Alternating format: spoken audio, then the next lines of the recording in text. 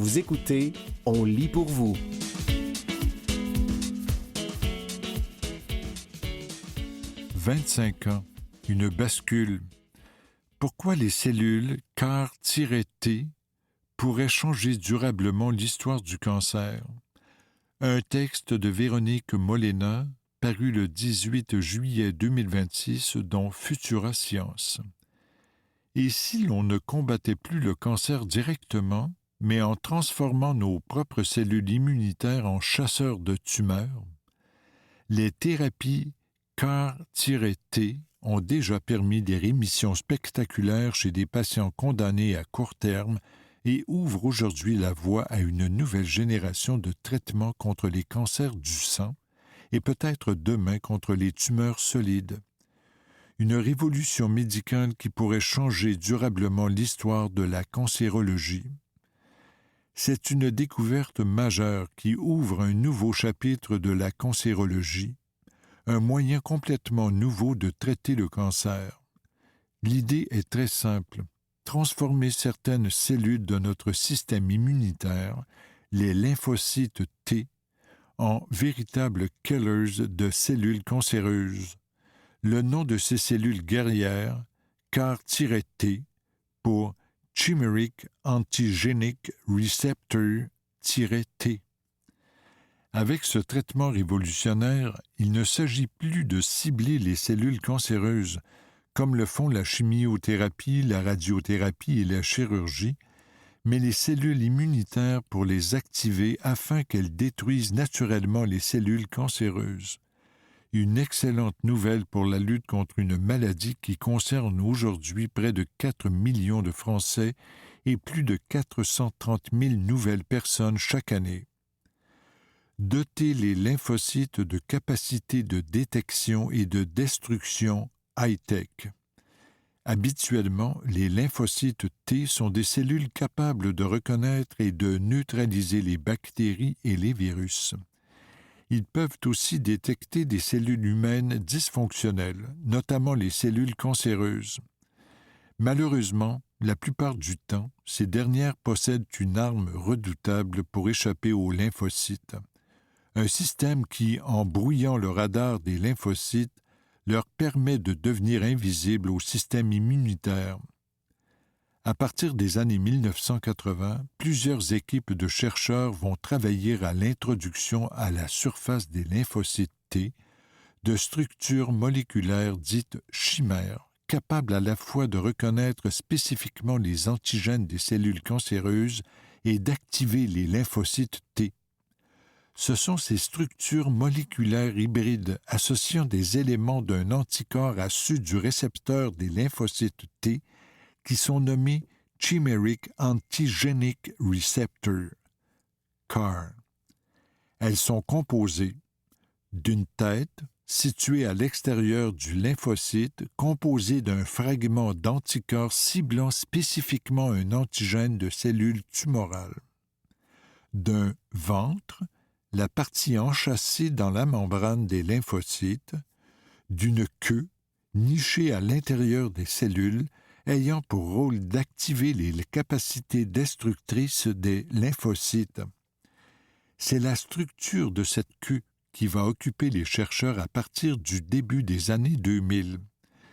Car si les premiers essais chez la souris montrent que ces premières cellules CAR-T peuvent reconnaître et détruire des cellules cancéreuses chez la souris, les essais chez l'homme sont en revanche décevants.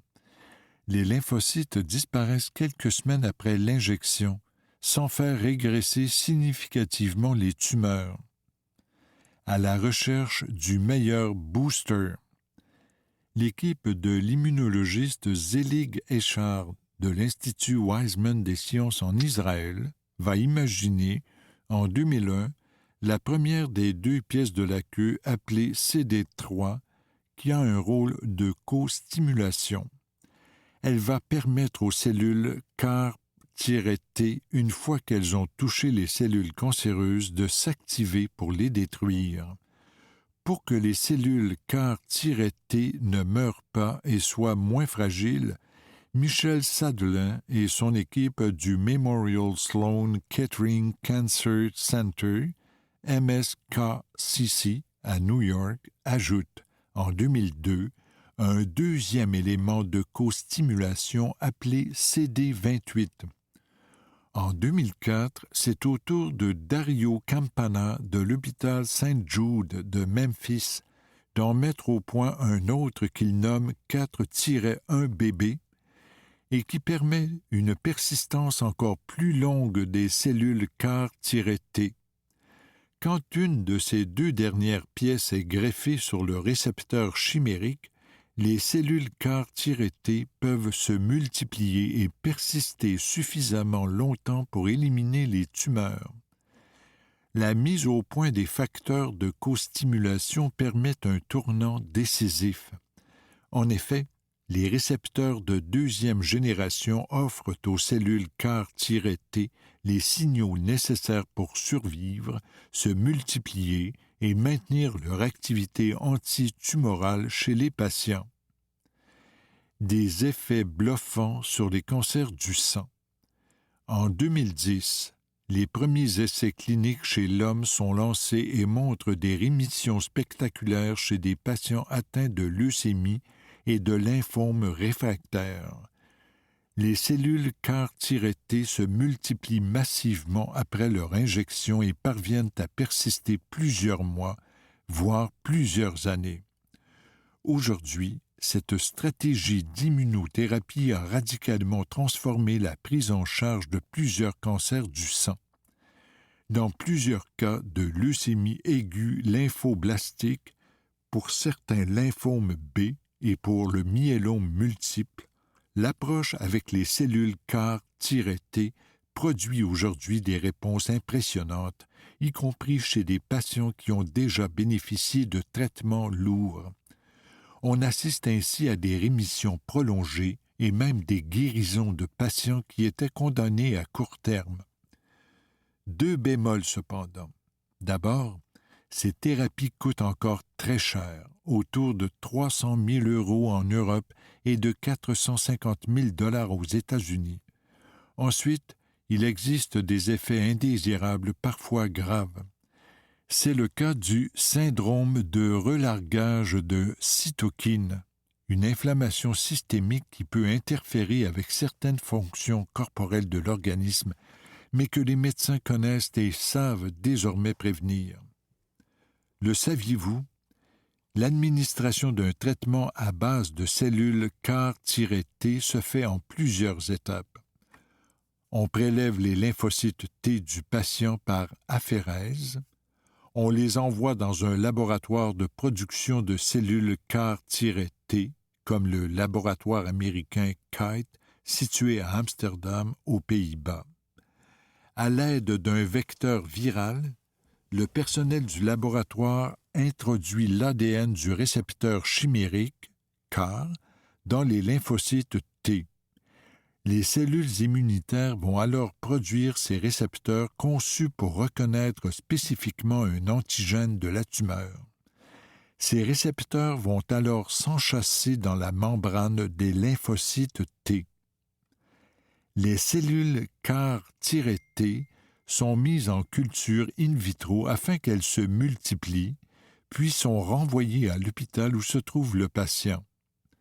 Ce dernier va subir une chimio afin d'altérer les défenses immunitaires et de laisser la place aux cellules CAR-T. On lui injecte les cellules CAR-T qui vont détruire les cellules cancéreuses. Vers des applications pour prendre en charge les tumeurs solides. Les scientifiques travaillent aujourd'hui à comprendre comment les cellules CAR-T pourraient être utilisées pour prendre en charge les tumeurs dites solides, cancer du sein, de la prostate, du cerveau, etc.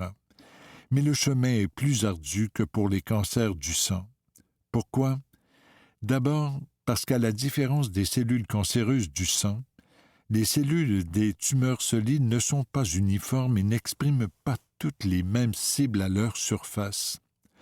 Ensuite, les tumeurs solides possèdent leur propre système de défense, signaux immunosuppresseurs, recrutement de cellules freinant l'activité immunitaire, création de barrières physiques empêchant les lymphocytes de circuler dans la masse tumorale, qui rend difficile l'accès des cellules CAR-T aux cellules cancéreuses. Enfin, les protéines cibles intéressantes sont aussi exprimées, au moins en partie, dans certains tissus sains, ce qui expose les patients à un risque de toxicité. Les pistes de recherche s'orientent donc vers le recours à des injections locales ou répétées, le ciblage de plusieurs antigènes à la fois, l'association à d'autres immunothérapies.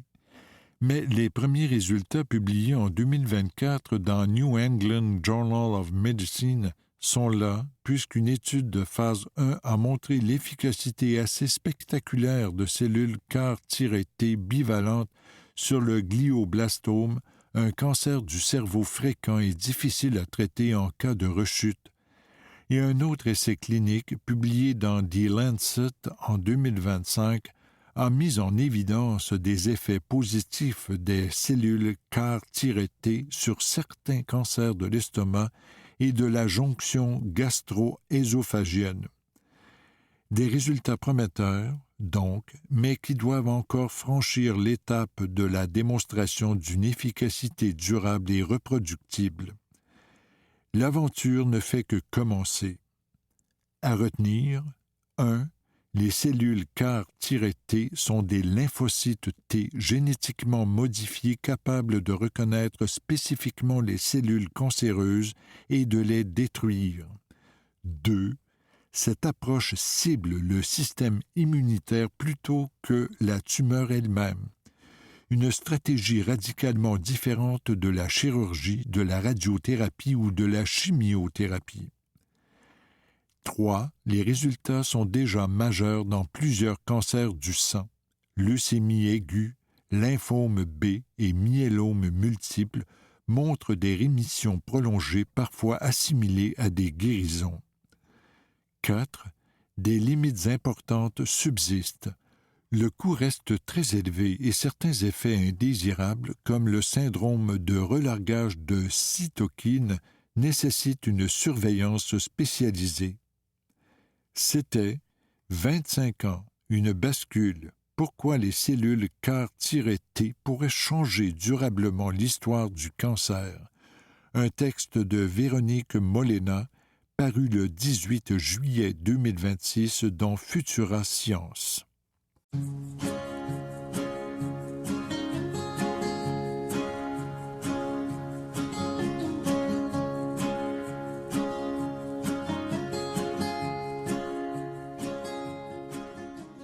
Pionnières québécoises et canadiennes en sciences, un texte de Farid Abad et Gabriel Sirois, paru le 9 février 2026 dans BANQ. L'histoire des femmes en sciences au Québec et au Canada est marquée par des avancées audacieuses, mais aussi par de profondes injustices. Retracer leur trajectoire, depuis les salles de classe des Ursulines jusqu'au laboratoire universitaire et aux grandes découvertes du XXe siècle, permet de redonner leur place à celles dont l'héritage essentiel est trop souvent relégué dans l'ombre. Les Ursulines et les débuts de l'éducation scientifique féminine. Émergeant de ce que l'on pourrait appeler une grande noirceur en matière d'éducation scientifique féminine, les Ursulines de Québec se distinguent dès le XIXe siècle par une volonté résolue d'affranchir les femmes des normes patriarcales et des rôles sociaux genrés. Entre l'arrivée des premières maîtresses de sciences en 1800 et l'adoption du cours classique pour les filles en 1936, les jeunes pensionnaires du monastère bénéficient d'un enseignement étonnamment avant-gardiste. Astronomie, physique, chimie, botanique, zoologie, minéralogie et géologie y sont enseignés.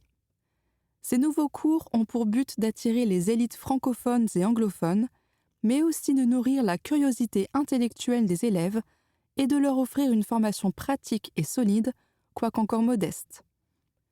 Cette ouverture s'inscrit dans un contexte de rivalité éducative. Soucieuses d'éviter l'exode des élèves vers les institutions anglo-protestantes, les Ursulines, appuyées par l'évêque de Québec, s'inspirent activement des modèles les plus reconnus d'Europe et d'Amérique, où les leçons de sciences occupent déjà une place de choix dans l'éducation des filles. McGill est l'ouverture progressive des études supérieures. Pendant que les Ursulines innovent dans l'enseignement primaire et secondaire, une autre avancée majeure se produit au niveau universitaire. Dès 1884, l'université McGill admet des femmes à sa faculté des arts, devenant ainsi un lieu phare de l'émancipation intellectuelle au Canada. Le généreux don du philanthrope Sir Donald A. Smith permet l'ouverture d'un programme de baccalauréat spécifiquement destiné aux femmes, qui étudiaient alors séparées des hommes, conformément aux mœurs de l'époque. En 1888, la première cohorte de diplômés, les Donaldas, marque un tournant dans l'histoire universitaire québécoise. Leur succès ouvre la voie à la création du Royal Victoria College, inauguré en 1899, qui offre enfin aux femmes un lieu de résidence et de formation, renforçant ainsi leur accès aux études supérieures. Les pionnières face au système scientifique. Si l'accès à la formation s'améliore, le travail scientifique des femmes demeure longtemps invisible. L'histoire québécoise regorge de chercheuses brillantes dont le parcours est freiné par les attentes sociales et une série d'obstacles institutionnels. Des figures comme Harriet Brooks, pionnière de la radioactivité et première à identifier l'émanation, aujourd'hui appelée radon, ou Maud E. Abbott, devenue une pathologiste de renommée internationale malgré le refus initial de McGill à l'admettre en médecine, illustrent bien le paradoxe de l'époque. Elles avaient un talent exceptionnel et ont fait des contributions majeures, mais leurs carrières sont restées limitées par les normes de genre de leur temps. Les pressions liées au mariage, les postes subalternes imposés malgré l'excellence, ou même les contraintes matérielles absurdes, comme un galvanomètre, un appareil servant à mesurer l'intensité d'un courant électrique, perturbé par les tiges métalliques d'un corset, montrent combien la pratique scientifique était semée d'embûches pour les femmes. Même une fois l'admission obtenue, les frais de scolarité payés et les examens réussis, il était difficile pour les femmes d'obtenir leur diplôme. Notons le cas particulier de Rose Hébert, l'une des premières chirurgiennes dentistes, qui a dû faire appel aux instances supérieures pour obtenir la reconnaissance officielle de son droit de pratiquer. L'effet Mathilda. Malgré ces entraves, plusieurs Canadiennes et Québécoises marquent profondément l'histoire scientifique. Leur reconnaissance tardive témoigne d'un phénomène plus large, l'effet Mathilda, nommé d'après la suffragette et écrivaine américaine Matilda Joslyn Gage, qui dénonçait déjà au XIXe siècle l'effacement des contributions scientifiques des femmes. Cet effet désigne la tendance systémique à minimiser ou effacer les contributions des femmes, souvent au profit de leurs collègues masculins. Ce processus d'invisibilisation rappelle que l'enjeu n'est pas seulement l'accès aux carrières scientifiques, mais aussi la place qu'occupent les contributions féminines dans la mémoire collective et dans l'histoire des sciences. Quelques figures scientifiques québécoises et canadiennes. Irma Levasseur, 1877-1964. Née à Québec en 1877, Irma Levasseur se heurte dès son jeune âge aux barrières imposées aux femmes, alors exclues des études universitaires et de la médecine. Refusée au Québec, elle part étudier à l'Université du Minnesota, où elle obtient son diplôme de médecine en 1900, avant d'exercer à New York auprès de la docteure Mary Putnam Jacoby. En 1903, après avoir plaidé sa cause à l'Assemblée législative, elle devient la première femme médecin canadienne-française. Animée par une vocation profonde pour la santé des enfants, elle constate les conditions tragiques dans lesquelles vivent les familles pauvres au début du XXe siècle. Mortalité infantile alarmante, maladies infectieuses et absence d'hôpitaux francophones pour enfants. Déterminée, elle contribue à la fondation de l'hôpital Sainte-Justine en 1907, mais le quitte en raison de conflits internes. Elle est évincée du conseil d'administration et reléguée sous l'autorité des professeurs de médecine de l'université Laval, qui n'admettaient pas les femmes. La docteure Levasseur poursuit sa mission aux États-Unis et en Europe, entre autres en Serbie pendant la Première Guerre mondiale, puis à New York pour la Croix-Rouge. De retour définitivement à Québec en 1922, elle y fonde l'hôpital de l'Enfant Jésus, puis l'hôpital des enfants malades. Un manque de fonds force la fermeture de ce dernier quelques années plus tard. Sensible à la souffrance des enfants handicapés, Irma Levasseur fonde en 1935 l'école Cardinal Villeneuve grâce au soutien de la Ligue de la jeunesse féminine. Malgré ses réalisations majeures, son manque de sens politique et administratif lui vaut d'être écartée de plusieurs institutions et elle termine sa vie dans la pauvreté et l'oubli après avoir été internée injustement pendant 8 mois à l'hôpital Saint-Michel-Archange. Décédée en 1964, Irma Levasseur est désormais reconnue comme une pionnière de la pédiatrie québécoise. Dans les années 1980, plusieurs lieux et distinctions portent son nom et en 2019, elle est officiellement désignée personnage historique du Québec, ce qui réaffirme l'importance de son œuvre fondatrice dans l'histoire de la médecine infantile. Maud E. Abbott, 1868-1940. L'une des premières femmes diplômées de l'université McGill, Maud E. Abbott, obtient son baccalauréat en 1890. Refusée à la faculté de médecine en raison de son genre, elle y deviendra pourtant professeure et conservatrice du musée médical. Médecin et pathologiste de renommée internationale, elle se distingue par ses travaux sur les malformations cardiaques congénitales.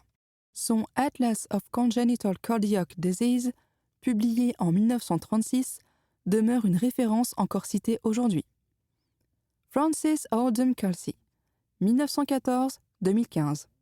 Frances Oldham Kelsey, diplômée en sciences de McGill en 1934, puis titulaire d'une maîtrise et d'un doctorat en pharmacologie de l'Université de Chicago, a rapidement démontré son talent malgré les préjugés liés à son genre.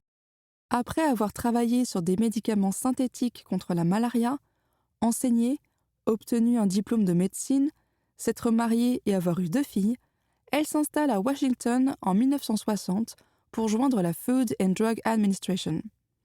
On lui confie l'étude de la thalidomide, présentée comme un somnifère inoffensif, utilisé notamment par les femmes enceintes contre les nausées matinales. Ce médicament soulève chez elle des inquiétudes. Après 2 ans d'opposition à la compagnie pharmaceutique William S. Murrell, elle en refuse l'homologation aux États-Unis. Sa vigilance sauve ainsi des milliers d'enfants américains de graves malformations congénitales causées par le médicament en Europe et au Canada. Honorée par le président des États-Unis, John F. Kennedy, pour son jugement exceptionnel, Kelsey deviendra membre de l'Ordre du Canada. Une école de Colombie-Britannique porte aujourd'hui son nom. Elsie McGill, 1905-1980. Première ingénieure aéronautique canadienne, Elsie McGill conçoit notamment un avion adapté aux conditions hivernales. Surnommée la reine des ouragans pour son rôle essentiel dans la production des Hawker Hurricane durant la Seconde Guerre mondiale, elle est aussi une féministe engagée qui milite activement pour le droit des femmes. Elle conçoit le Maple Leaf Trainer, premier avion entièrement conçu par une femme, et devient une figure incontournable de l'industrie aérospatiale canadienne comme du mouvement pour l'égalité.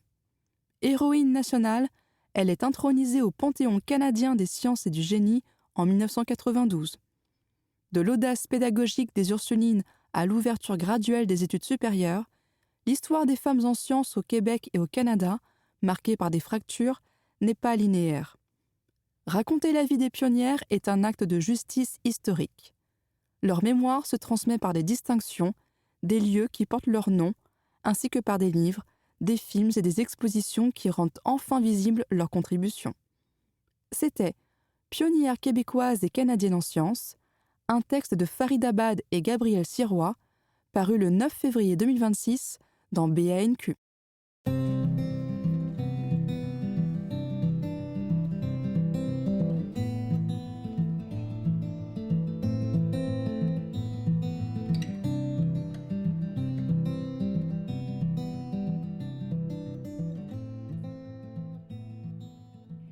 Pieuvres, crabes et homards, des animaux sensibles.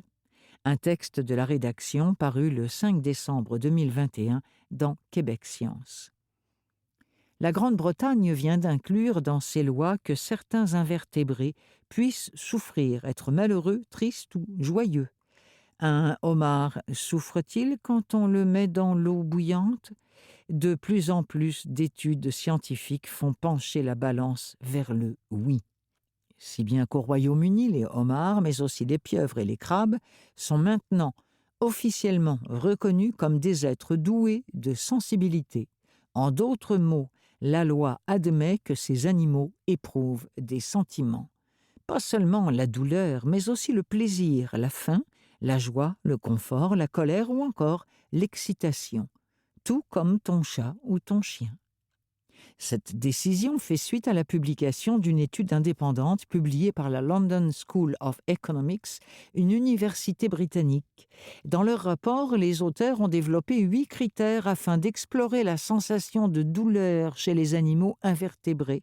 Ils ont ensuite passé en revue les résultats de plus de 300 articles scientifiques.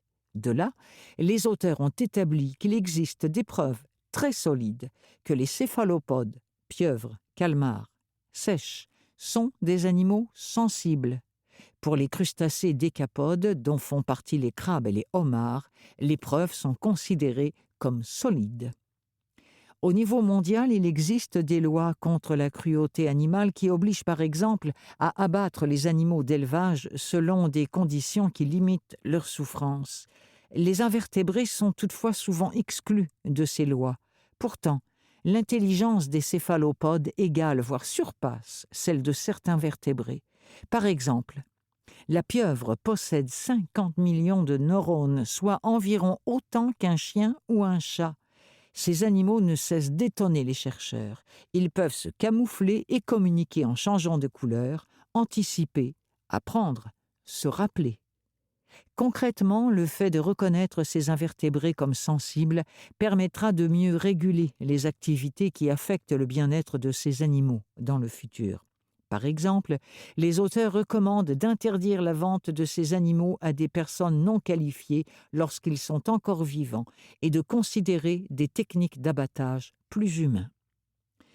Alors qu'en Suisse, il est déjà interdit de faire bouillir un homard vivant, le Québec traîne un peu la patte en matière de bien-être animal. Ce n'est que depuis 2015 que les animaux de compagnie, chiens, chats, poules, sont considérés par la province comme des êtres dotés de sensibilité. Avant, légalement, ils étaient de simples biens meubles. C'étaient pieuvres, crabes et homards, des animaux sensibles, un texte de la rédaction paru le 5 décembre 2021 dans Québec Science.